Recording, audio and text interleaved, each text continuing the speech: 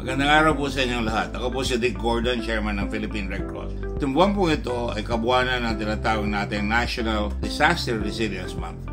Ibig sabihin niyan ay kumikilos tayo laban sa mga dumarating na paghamon ng mga sakuna. Maaring lindol, maaring bagyo, maaring aksidente sa karsada, maaring anuman. Kaya dito sa Red Cross, ang tinuturo po namin ay yung aking sinasabi sa kanila na 4 na P. 4 Ps. Predict, Plan, Prepare, Practice. Dapat alam nyo kung parating ang bagyo, dapat alam nyo kung anong ihahanda ninyo, dapat may plano kayo. Alam nyo kung saan kayo pupunta, alam nyo kung saan kayo mag-evacuate. Finally, lahat yan sayang kung di tayo magpa-practice.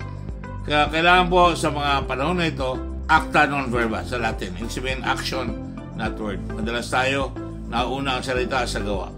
Kaya sa mga darating na araw, isa puso natin at gawin natin yung tinatawag natin predict, plan, prepare, practice. Po si Dick Gordon, always first, always ready, always there tayo.